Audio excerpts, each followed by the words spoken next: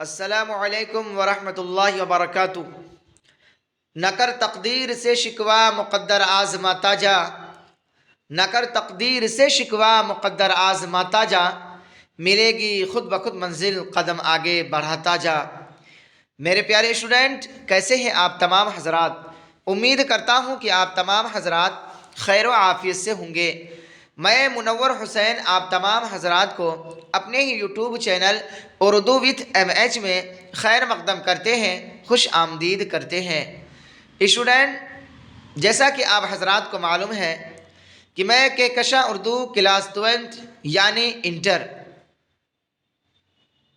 ان کے میں ایک یونیک ویڈیو یعنی ایک ایسی کلاس یعنی ایسا ویڈیو لے کر حاضر ہوا ہوں، ایسا کوشچن لے کر حاضر ہوا ہوں جسے ہم اور آپ کہتے ہیں امید کی آخری کرن۔ جب انسان ساری زندگی گناہ کرتا ہے، گناہ کر کے تھک جاتا ہے اور آخر وقت میں اللہ انہیں توفیق دیتا ہے، وہ اپنے گناہوں سے توبہ کر کے وہ اللہ کے دربار میں حاضر ہو کر اپنی گناہوں پر ندامت کرتا ہے، شرمندہ ہو کر توبہ استغفار کرتا ہے، تو وہ اللہ کے بہت محبوب ہو جاتا ہے۔ اور اگر وہ ان کی مرتے وقت زبان پر کلمہ جاری ہوتا ہے تو انسان کو کامیاب جنتی کہا جاتا ہے۔ تو اسی طریقے سے میرے پیارے اسٹوڈنٹ، اس سے پہلے اب تک آپ کھیل میں، کود میں، لہو لعب میں، عیاری میں، مکاری میں اپنے آپ وقت کو ضائع کر دیے، تو اسے گھبرانے کی آپ کو کوئی ضرورت نہیں ہے، آپ کو ٹینشن لینے کی ذرہ برابر بھی ضرورت نہیں ہے، کیونکہ میں آپ کے لیے ایک ایسا کلاس لے کر آیا ہوں، ایسا کوشچن لے کر آیا ہوں جسے ہم اور آپ کراس کلاس کے نام سے جانتے ہیں۔ یہ آپ کی امید کی آخری کرن ہے۔ اگر آپ اس کلاس کو پڑھیں گے جو میں آج پڑھانے جا رہا ہوں تو انشاءاللہ العزیز آپ کو کلاس 12 کے جو اردو ہے کہکشاں، اس کے آنے والے جو ایگزام ہیں اس میں آپ کو ذرا برابر ٹینشن لینا ہی نہیں ہے، کیونکہ آپ کو میں ایسا ہی کوشچن کرا رہا ہوں جو 2017 سے 2023 تک جتنے بھی ایگزام ہوئے ہیں اس میں یہ کوشچن پوچھا جا چکا ہے۔ تو چلیے اسٹوڈنٹ، بلا کسی تاخیر کے آج کے ہم اس کلاس کو شروع کرتے ہیں، آغاز کرتے ہیں۔ آج کے کلاس ہم پڑھیں گے سبق نمبر 1، نذیر احمد کی کہانی۔ اس میں آپشن اے میں پوچھا گیا ہے، یعنی سوال نمبر 1 میں پوچھا گیا ہے میاں دانی شعر پڑھنے میں کیسی غلطیاں کرتے تھے؟ تو آپ کا جواب ہوگا میاں دانی شعر پڑھنے میں ایسی غلطی کرتے تھے کہ شعر کو نثر میں بنا دیتے تھے، یعنی شعر کو نظم کے بجائے نثر بنا دیتے تھے۔ سوال نمبر 2 ہے مرزا فرحت اللہ بیگ نے کس کا خاکہ لکھا؟ تو آپ کا جواب ہوگا مرزا فرحت اللہ بیگ نے اپنے استاد محترم ڈپٹی نذیر احمد کا خاکہ لکھا۔ سوال نمبر 3 میں ہے کہ خاکہ نگار کا کمال کیا ہے؟ تو آپ کا جواب ہوگا خاکہ نگار کا کمال یہ ہے کہ ان تمام اصناف کے دائرہ کار کو سمجھتے ہوئے اپنے خاکے کی حدیں متعین کریں۔ سوال نمبر 4 میں ہے خاکوں کے سلسلے میں ابتدائی تحریر کسے تصور کیا جاتا ہے؟ تو آپ کا جواب ہوگا خاکوں کے سلسلے میں خطوط غالب اور آب حیات کو ابتدائی تحریر تصور کیا جاتا ہے۔ اسٹوڈنٹ آگے چلتے ہیں۔ سوال نمبر 5 میں پوچھا گیا ہے عالمانہ اور سنجیدہ خاکوں کی مستحکم روایات کس نے قائم کی؟ تو جواب ہوگا پروفیسر رشید احمد صدیقی نے عالمانہ اور سنجیدہ خاکوں کی مستحکم روایت قائم کی۔ اسٹوڈنٹ آگے چلتے ہیں۔ سوال نمبر 6 میں پوچھا گیا ہے مرزا فرحت اللہ بیگ شعر خوانی میں کس طرح کی غلطیاں کرتے تھے؟ خواندن کے مصدر ہوتا ہے پڑھنا، خوانی یعنی شعر پڑھنے میں۔ تو آپ کا جواب سمپل سا ہوگا کہ مرزا فرحت اللہ بیگ شعر خوانی میں عموماً اعراب کی غلطیاں کیا کرتے تھے۔ اسٹوڈنٹ آگے چلتے ہیں۔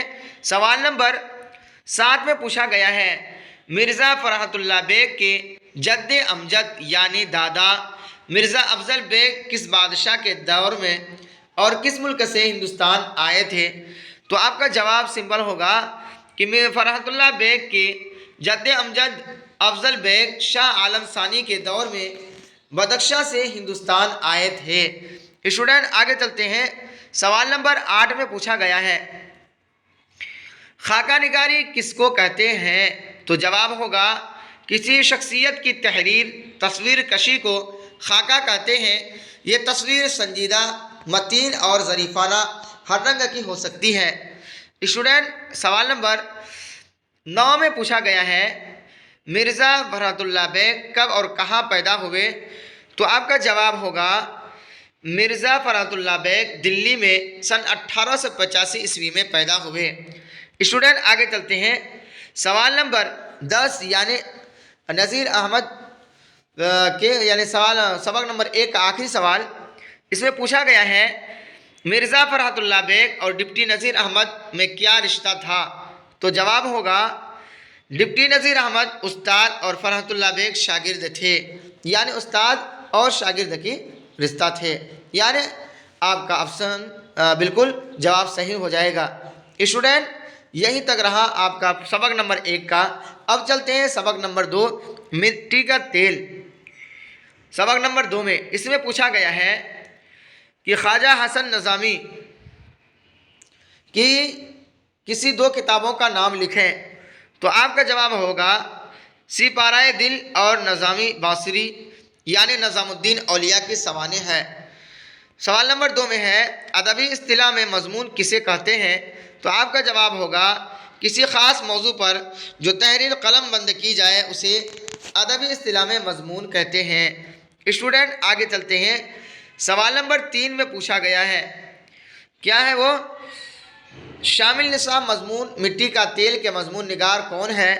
تو آپ کا جواب ہوگا شامل نصاب مضمون مٹی کا تیل کے مضمون نگار خواجہ حسن نظامی ہے۔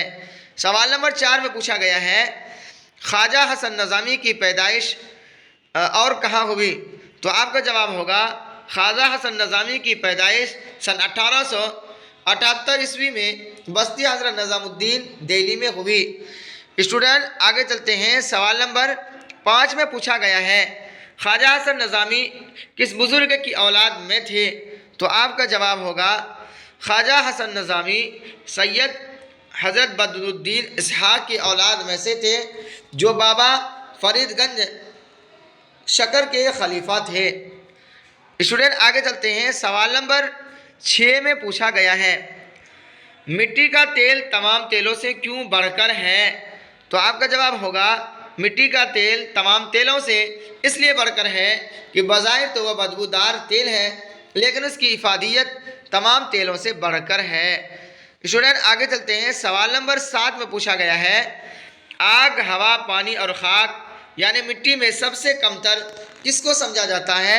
تو جواب ہوگا ان چاروں میں سب سے کمتر مٹی کو سمجھا جاتا ہے۔ اسٹوڈنٹ آگے چلتے ہیں، سوال نمبر 8 میں پوچھا گیا ہے خواجہ حسن نظامی کے والد کا کیا نام تھا؟ تو جواب ہوگا خواجہ حسن نظامی کے والد کا نام سید عاشق علی نظامی تھا۔ اسٹوڈنٹ آگے چلتے ہیں، سوال نمبر 9 میں پوچھا گیا ہے خواجہ حسن نظامی کا انتقال کب ہوا؟ تو آپ کا جواب ہوگا خواجہ حسن نظامی کا انتقال سن 1955 عیسوی میں ہوا۔ اسٹوڈنٹ آگے چلتے ہیں، سوال نمبر 10 میں پوچھا گیا ہے کیا پوچھا گیا ہے مٹی کے ساتھ دنیا کیا کیا سلوک کرتی ہے؟ تو جواب ہوگا دنیا کی مخلوق مٹی کو اپنے پاؤں سے روندتی ہے، یعنی آپشن یہ آپ کا صحیح ہو جائے گا۔ اسٹوڈنٹ آگے چلتے ہیں، سوال نمبر 11 میں پوچھا گیا ہے چمبیلی اور موتیا کے تیل سے بھی اہم مٹی کا تیل ہے، کیسے؟ جواب ہوگا کیونکہ مٹی کے تیل سے دنیا میں اجالا ہے۔ سوال نمبر 12 میں پوچھا گیا ہے مٹی کا تیل دیکھ کر لوگ ناک بھوں کیوں چڑھاتے ہیں؟ تو جواب ہوگا مٹی کے تیل کی بدبو کی وجہ سے لوگ ناک بھوں چڑھاتے ہیں۔ اسٹوڈنٹ آگے چلتے ہیں، آج کے کلاس کے یعنی سبق نمبر 2 کے آخری سوال یعنی سوال نمبر 13 میں پوچھا گیا ہے مٹی کا تیل بالکل بے غرض اور بے تعلق ہے کیسے؟ تو سمپل سے جواب ہوگا کہ اپنی صلح پالیسی کی وجہ سے مٹی کا تیل بالکل بے غرض ہے۔ اسٹوڈنٹ، یہیں تک رہا آج کا یہ میرا کلاس۔ اگر آپ حضرات کو یہ کلاس اچھا لگا ہو، یہ ویڈیو اچھی لگی ہو، تو اس ویڈیو کو، اس کلاس کو زیادہ سے زیادہ شیئر کریں، لائک کریں، کمنٹ کریں، اور کوئی نئے اسٹوڈنٹ ہوں تو وہ سبسکرائب کریں اور بیل آئیکن کو دبانا نہ بھولیں، تاکہ ہر نئے نوٹیفیکیشن آپ تک پہنچتا رہے اور آپ ہر نئے ویڈیو سے استفادہ حاصل کرتا رہیں۔ تو چلیے اسٹوڈنٹ، یہیں تک رہا آج کا یہ میرا کلاس۔